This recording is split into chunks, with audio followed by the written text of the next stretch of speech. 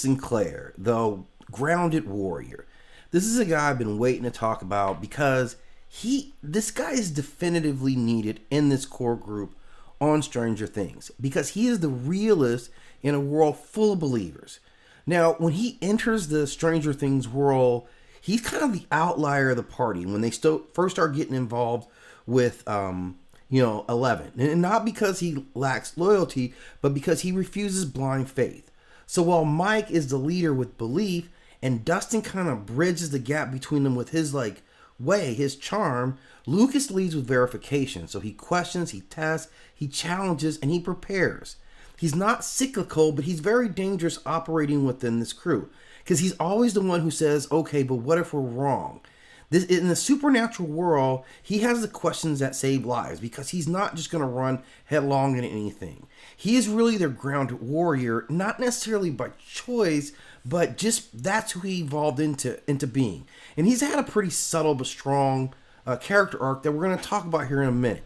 He goes from being more skeptical to being a strategist with a moral anchor. He's the one who didn't believe in Ellen. And that's kind of lazy to say that, because what he was is the one who just rejected all this risk of taking her on without preparation. His loyalty to Will was really at conflict from taking on this new dynamic that was 11, because she was a lot. And he wanted to secure the priority of the crew before anything else. So he massively, connected with that sense of loyalty until realizing these things were connected together. That's what brought it together. Now, Mike was doing this on faith, but that's how Mike is. He sees 11, he's hot for it, he's already ready to go.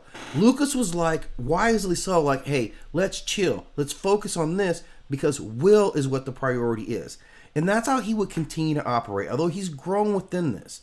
Now, so he's more of a warrior, and we see him by season 3. He's the slingshot specialist. He's like the flanker, problem solver under pressure. He operates more like a field operative, right?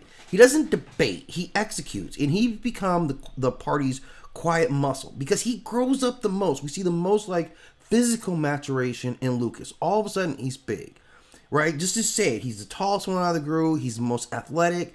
So, and it puts him at it puts him at a crossroads with the crew at this foundation because he's got basketball, which has given him social safety. He's moved into a whole different kind of category in that role, and he sees it all laying out before him. But the party still gives him truth, and later it would be Max who would give him his strongest purpose. And we see this when they model, Jason. He shows us what Lucas could have been, a young man who is armed with certainty, validation, and moral panic, but without any grounding mechanisms. He goes off. So Lucas rejects all that and comes back and stands even stronger with the crew. And we see him make some strong moral stance, rejecting mob logic. He chooses compassion in the face of all this cosmic horror. And when Max is dying, he's not fighting Vecna with power or belief. He's fighting with his presence by being there with her, emotionally connected to her. And this is kind of the emotional gravity of what he is. He's really stable. He doesn't pendulum. He stays rock solid. So his relationship with Mike really kind of defines him a lot. Because Lucas versus Mike is a real thing, right? It's strategy versus faith. Mike leads through belief. And that's his gift. Lucas is more about the contingency. Mike assumes everything is going to go right. Lucas is what if it doesn't?